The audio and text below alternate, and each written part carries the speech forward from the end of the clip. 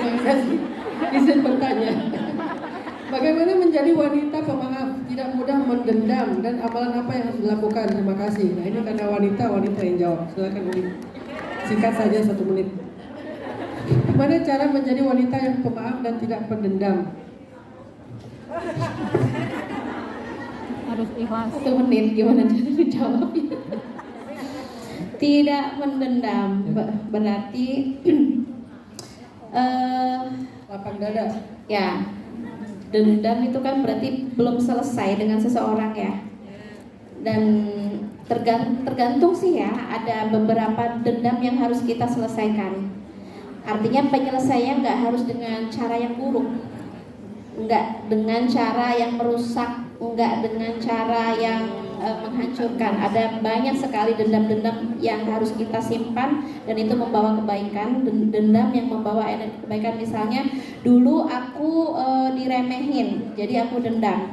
Sekarang aku harus buktikan aku bukan manusia yang layak diremehkan. Artinya secara keilmuan, secara skill, secara finansial kita bisa naik level untuk membalaskan dendam, tapi bukan dengan cara menghancurkan. Itu sih sebenarnya. Jadi nggak apa-apa, dendam aja. Tapi reaksi atau respon dendam kita adalah reaksi yang positif, bukan merusak, justru jadi katalis. Katalis itu supaya kita bisa lebih baik dan tidak diperlakukan dengan cara yang sama. Jadi dendam aja, nggak apa-apa.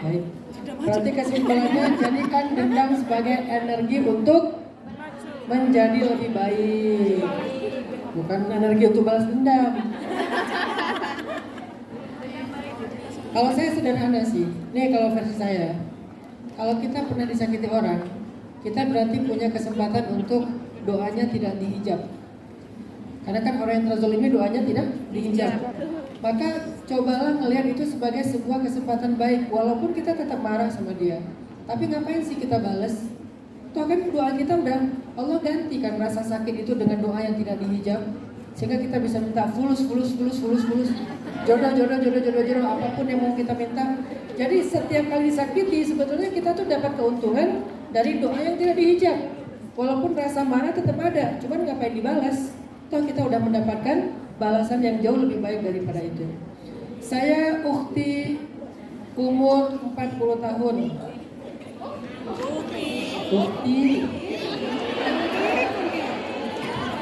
Saya segera minta doa segera mendapat jodoh. Amalan apa supaya dapat jodoh, Ustaz? Amalan dapat jodoh, tingkatkan value diri. Karena jodoh bukan tentang rencana, tetapi jodoh tentang kepantasan. Kalau kita sudah pantas, maka Allah yang akan mendatangkan dengan rencananya. Tapi kalau kita belum pantas, rencana kita tidak akan membuahkan hasil apa-apa. Jadi pantaskan diri kita dengan meningkatkan value. Yang belum bisa ngaji, belajar ngaji. Yang sholatnya belum istiqomah, sholat. Yang hijabnya belum sempurna, sempurnakan. Jadilah seorang seperti Sayyidah Hafsah, sawwamah, qawwamah. Tahu arti sawwamah? Sawwamah itu dari kata saum, soim, laki-laki soim, kalau perempuan soimah. Artinya rajin puasa. Kalau qawwam dari kata qiyam, qaim, qaimah, artinya rajin tahajud. Kalau udah begitu, insya Allah Allah datangkan orang yang tepat untuk kita. Pantaskan diri, tingkatkan value. Ustaz, jika berkenan saya mau minta tanda tangan. Tidak nyambung. Tanda tangan saya jelek. Gimana caranya ngandelin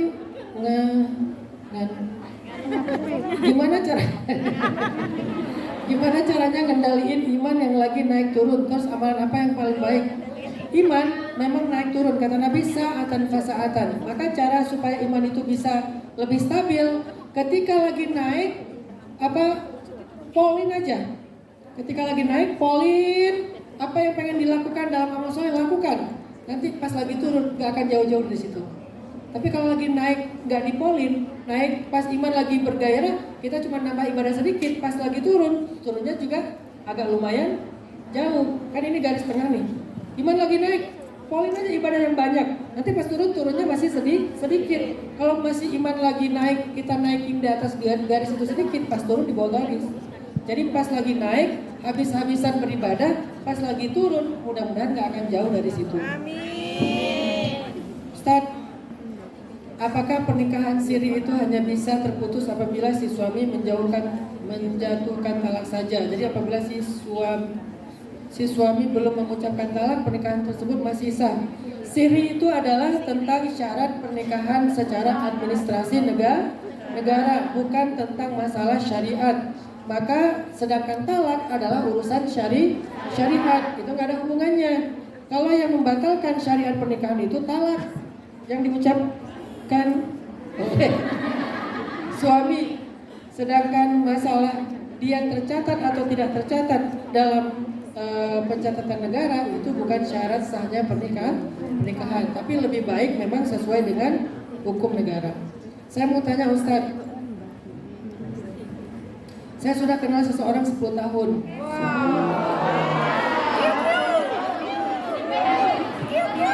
Dia pernah ngajakin menikahi saya, tapi saya belum siap. Kenapa di saat saya belum siap untuk di jenjang pernikahan, ujian saya tidak berhenti. Saya telah kehilangan bapak saya, kemudian bagaimana saya?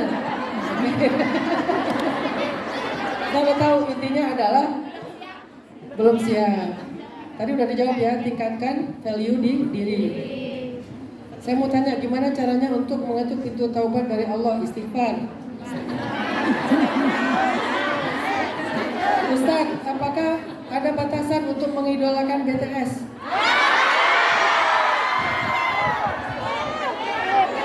Nah, ini penting. Kebetulan kita sama sih. Saya wibu ya, bukan hip-hop.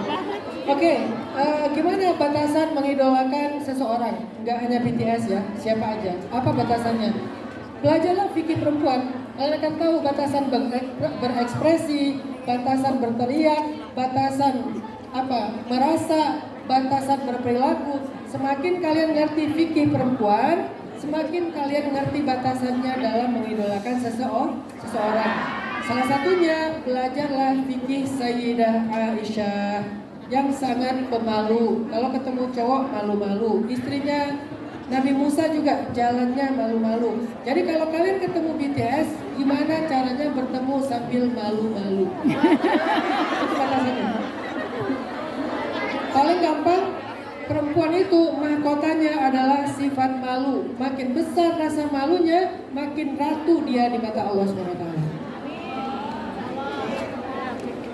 Ingin bercerita, aduh panjang ini cerita.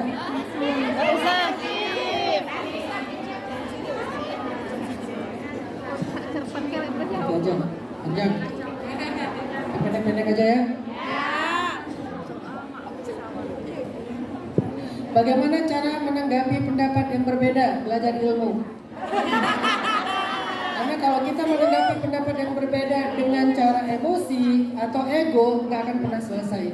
Mau urusan rumah tangga, mau urusan agama sekalipun, kalau masing-masing pakai ego, nggak akan pernah selesai. Belajarlah ilmu lebih dalam, maka kita akan menemukan pendapat yang terbaik.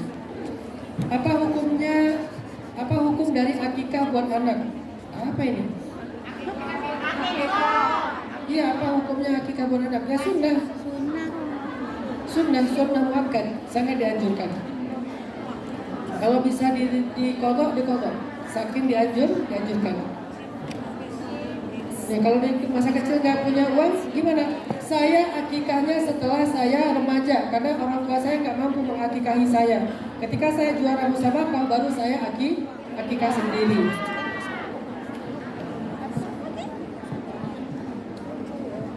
Jika seorang perempuan dan laki-laki sudah menikah, maka doa yang paling cepat diijabah itu doa ibu, anaknya, doa istri atau suaminya. Kenapa harus pilih sih? Kenapa harus pilih? Ada pilihan. Itu bukan pilihan, itu penyempurnaan dalam hidup kita.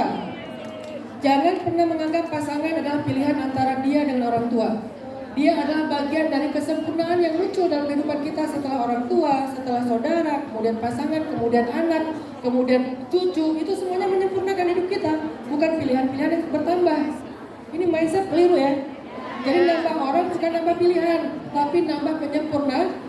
Yang tadinya didoain oleh orang tua, sekarang ditambah oleh pasangan, nanti ditambah oleh anak, nanti ditambah oleh cucu, ditambah oleh murid, kan makin sempurna. Kenapa harus dipilih? Bikin emosi. Ada yang terakhir ya. Ada yang udah menunjukkan satu. Bagaimana caranya mengkondisikan raut wajah yang tidak mudah terkontrol? Pakai skincare. Glowing. Lebih gampang lagi apa? Pakai filter. Apa lagi lebih gampang? Edit. Seperti tidak bisa menyembunyikan raut wajah yang kesal. Maaf Ustaz, kayak saya ini.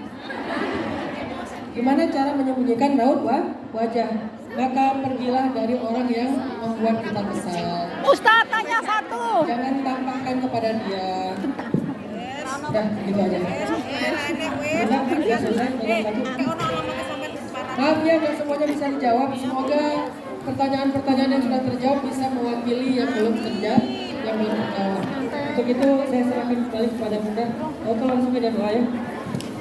Yuk kita sama-sama berdoa. Jadi semoga doa ini bukan karena kesolehan atau kekurangan saya, tapi karena doanya. Jadi kalau habis minum ini nanti kalian agak-agak geli ya. Kalau habis minum ini tiba-tiba kalian meriang, nah itu jangan salahin saya. Ya, ini saya nggak nawarin air ini. Kalian yang naruh di sini ya. Kalau minta doa itu minta ke orang soleh. Kalau ke saya nanti jadinya aneh. Tiba-tiba pulang-pulang kalian beli topi, beli baju. Kok jadi ganti style gara-gara minum air doanya Ustaz Hanan gitu. Yuk kita berdoa kepada Allah. A'udzu billahi minasy syaithanir rajim. Bismillahirrahmanirrahim. Allahumma lakal hamdu 'adada khalqik wa lakal hamdu zinata 'arsyik wa lakal hamdu midada kalimatik wa lakal hamdu ya habibana hatta tarda wa lakal hamdu idza radit wa lakal hamdu ba'da ar-ridha. Allahumma salli ala sayyidina Muhammadin fil awwalin wa salli ala sayyidina Muhammadin fil akhirin wa salli wa sallim wa barik ala sayyidina Muhammadin wa ala alihi wa ashabihi ajma'in. Duhai Allah, kepada Engkaulah kami berserah dan kepada Engkau pula kami berpasrah ya Allah. Engkau yang Maha Kuasa menciptakan langit-langit dan bumi, mempersilih gantikan malam dan siang, menggilirkan musim dari satu ke yang lainnya. Engkau Maha Kuasa atas segala sesuatu. Engkaulah yang mengurus semesta yang Engkau ciptakan. Engkau yang mengaturnya, Engkau yang menjaganya, dan Engkau sama sekali tidak merasa lelah akannya. Engkau Maha Kuasa atas segala sesuatu. Ya Allah, Engkau yang telah menciptakan apa yang kami lihat dan yang tidak kami lihat, sesuatu yang besar dan yang kecil, yang rumit ataupun yang mudah, tapi semuanya mudah bagimu ya Allah. Tidak ada yang sulit bagimu. Engkau yang Maha Hayyu Qayyum, la ta'khuduhu sinatu wa la naum, ولا يؤوده حفظهما الأحد الصمد لم يلد ولم يولد ولم يكن له كفوا أحد. Engkau yang Maha ala kulli syai'in qadir. Engkau yang Rahman, Rahim, Wadud, Wahab, Razzaq, Fattah. Engkaulah yang Maha baik dan Maha sempurna ya Allah. Maka kepada Engkaulah kami berserah ya Allah. Kami serahkan diri kami. Kami tinggal di perantauan, di tempat negeri yang terasing. Kami tidak kenal banyak orang di sini ya Allah, tetapi kami kenal Engkau. Negeri ini tetaplah kerajaan-Mu. Negeri ini tetaplah di dalam kekuasaan-Mu. Kami tidak akan pernah pergi dan keluar dari kekuasaan-Mu ya Allah. Dimanapun kami berada, di Indonesia, di Hong Kong, atau bahkan di ujung dunia sekalipun, semua itu ada di dalam kekuasaan dan kerajaan-Mu ya Allah. Maka kami berserah kepada-Mu ya Allah. dari hal-hal yang tidak pernah kami bayangkan, dari hal-hal buruk yang tidak pernah kami tahu yang ada di masa depan, dari orang-orang dengki, orang-orang jahat yang ada di sekeliling kami yang menginginkan keburukan atas kami. Kami berlindung kepadamu ya Allah. Jagalah kami, jagalah iman kami, jagalah agama kami, jagalah syariat kami, jagalah kehormatan kami, jagalah harta kami, jagalah diri kami ya Allah. Sebagaimana Engkau menjaga hamba-hambamu yang mulia, Ashabul Kahfi di dalam gua, Engkau jaga sampai 300 tahun. Engkau menjaga Nabi Muhammad di dalam gua Sur. Engkau menjaga Nabi Musa ketika dihanyutkan ke sungai Nil. Engkau menjaga orang-orang solih yang Engkau cintai. Maka jagalah kami ya Allah. Dengan penjagaanmu itulah kami bisa berjuang di sini ya Allah untuk keluarga kami. Kami tidak tahu siapa yang membahayakan kami, siapa yang bisa jadi teman, siapa yang bisa menjadi sesuatu yang membahayakan. Engkau yang Maha tahu ya Allah. Jagalah kami, jagalah keluarga kami ya Allah, pasangan kami, anak-anak kami, orang tua kami, orang-orang yang kami cintai di antara keluarga kami. Kami jauh dari mereka, kami tidak bisa melihat mereka setiap hari, kami tidak tahu kondisi mereka, kami hanya bisa mendengar kabar mereka dari jauh. Engkau yang melihat mereka, Engkau mendengar mereka, Engkau yang memelihara mereka. Jagalah mereka ya Allah. Kami titipkan mereka kepadamu, karena kami tahu Engkau adalah zat yang apabila dititipkan sesuatu pasti Engkau jaga. Maka jagalah keluarga kami ya Allah. Jagalah pasangan kami agar selalu setia dan mencintai kami, agar dia amanah terhadap apa yang kami tinggalkan. Jagalah anak-anak kami agar mereka mendapatkan cukup cinta dalam hidup mereka, walaupun orang yang mereka cintainya jauh dari mereka. Agar mereka tumbuh dengan pertumbuhan yang baik, sebagaimana Engkau menumbuhkan Sayyidah Maryam, sebagaimana Engkau menumbuhkan Sayyidina Yahya, sebagaimana Engkau menumbuhkan Sayyidina Yusuf, dan pastinya Sayyidina Muhammad SAW.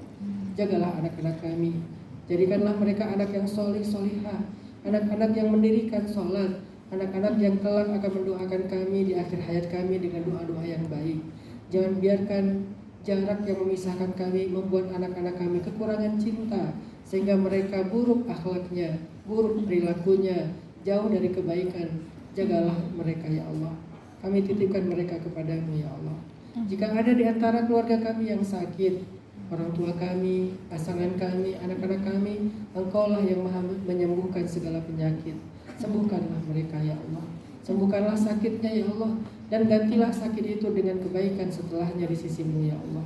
Ya Rabbana, tidak ada di antara kami yang suka jauh dari keluarga.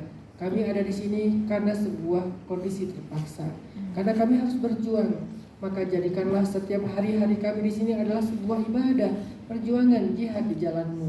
Jangan biarkan hari-hari yang ibadah itu kami nodai dengan maksiat. Kami nodai dengan hal-hal yang tidak Engkau sukai. Ya Allah, pertemukan kami segera dengan keluarga kami. Cukupkanlah segala kebutuhan kami. Biarlah kami kembali kepada keluarga kami dalam keadaan bahagia, bukan dalam keadaan duka cita ataupun penuh penyesalan. Ya Allah, jika di antara kami ada yang belum mendapatkan jodohnya, pertemukanlah dia dengan jodohnya dengan jalan-jalan-Mu yang Kau ridhoi. Jangan dengan jalan hawa nafsu dan bisikan syaitan. Pertemukanlah dia dengan jodohnya yang Engkau ridhoi, jodoh yang bisa membimbing dia menjadi imam sholatnya, imam rumah tangganya, imam untuk kembali belajar dan lebih dekat kepada Engkau ya Allah. Ya Rabbana, jika ada di antara kami yang punya masalah, punya musibah, punya kesulitan dalam hidupnya, maka tolonglah dia ya Allah. Tolong kami ya Allah. Siapa lagi yang bisa kami mohon pertolongan selain Engkau? Kami tidak berdaya, kami tidak mampu mengurus bahkan diri kami sendiri. La haula wa la quwwata illa bika ya Rabbana. Hasbunallah, hasbunallah wa ni'mal wakil, ni'mal maula wa ni'man nasir. Ya Allah, berkahilah umur kami, berkahilah waktu kami, berkahilah amal kami, berkahilah setiap kebaikan dalam hidup kami. Jangan biarkan kebaikan itu berhenti dan tidak lagi berlanjut karena dosa-dosa kami. Tapi jadikanlah kebaikan itu melahirkan kebaikan yang lain, sehingga hidup kami akan dipenuhi dengan kebaikan demi kebaikan. Ya Rabbana, hiburlah kesedihan kami, sembuhkanlah luka dalam hati kami. Jangan biarkan kami termasuk orang yang berputus asa terhadap rahmat-Mu ya Allah. Rabbana atina fid dunya hasanah wa fil akhirati hasanah wa qina adzabannar. Walhamdulillahirabbil alamin. Al-Fatihah.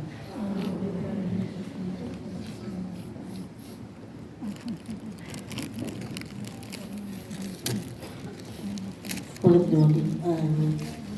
Matur sembah nuwun Ustaz. Terima kasih. Thank you Ustaz. Love you Ustaz. Kami harap Ustaz tidak bosan